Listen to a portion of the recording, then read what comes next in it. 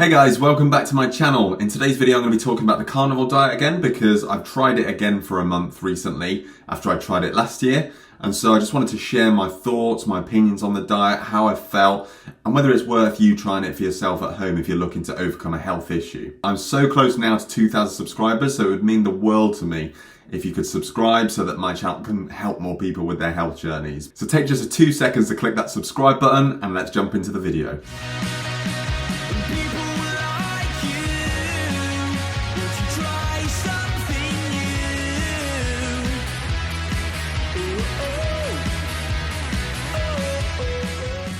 So I'm day 27 now of the carnivore diet, so I've been doing it for, just under 4 weeks now. And I guess I should start off with why am I trying this diet? Because whether you've heard of it before or not, it's really quite a difficult diet to get your head around initially. And it did take me a long time to understand it and really understand the benefits of it, because we're so, drilled into us from a young age that vegetables are the best thing for you, that you need to eat your vegetables, you need to get fiber, all this kind of stuff.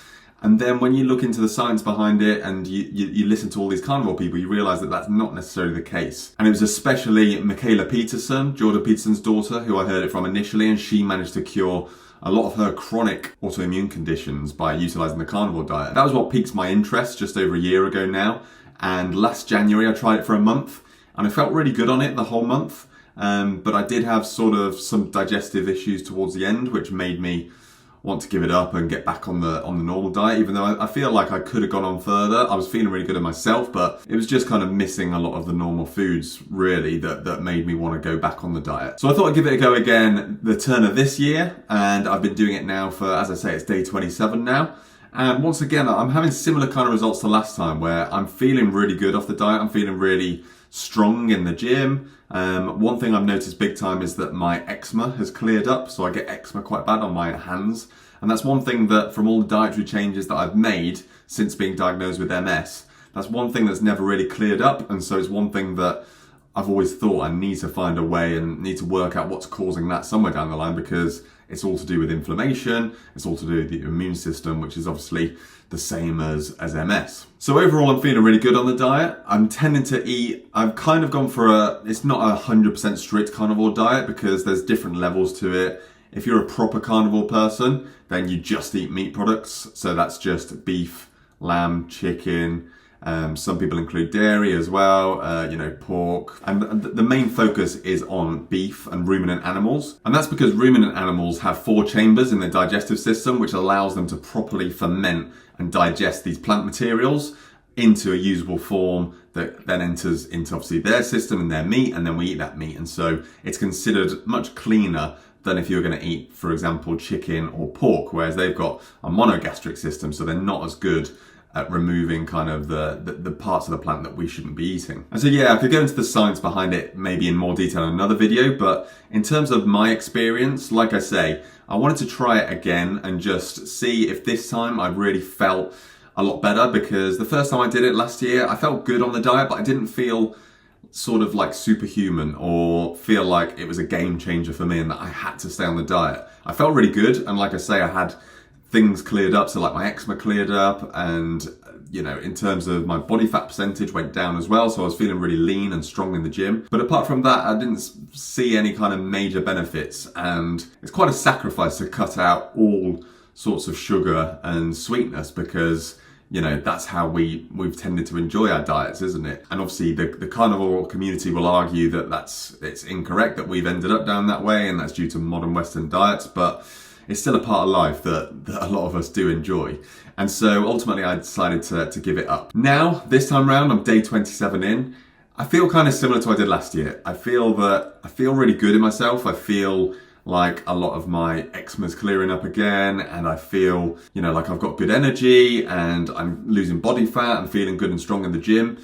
But there's nothing that's really making me feel extra superhuman. And I do think to get to that level, I would have to be a bit more strict with my diet. Like I say, I'm not doing the full-blown lion diet, the lion diet version of carnivore, which is essentially just beef or red meat. I'm actually incorporating some occasional fruits, and I'm allowing myself a little bit of honey here and there as well. So there are a couple of little things here and there. It's kind of taking off Paul Saladino's view of the carnivore diet, which is an animal-based diet, is how he calls it, where it's essentially animal foods and then you're eating the less toxic parts of plants. So the fruits essentially, because the fruit is what the plant wants you to eat. It doesn't want you to eat the seeds and the leaves because that's where all the DNA gets transferred. I'm getting into all the science behind it, and I'm not going to mention that in this video, but that's essentially why you're allowed to eat those on the kind of the less strict versions of carnivore. And so I do think if I was to do it again, because I've decided now that I'm gonna see how the next week goes, and then I'm gonna look to potentially phase it out from there.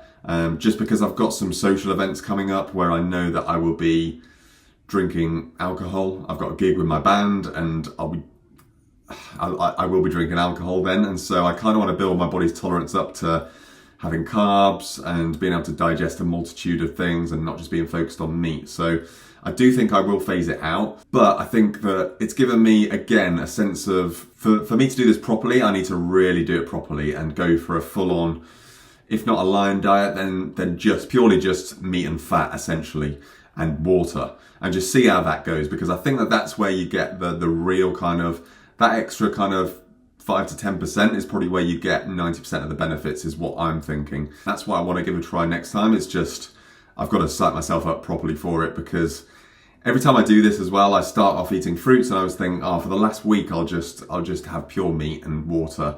And then I always cave and have, you know, an apple or a banana, something like that.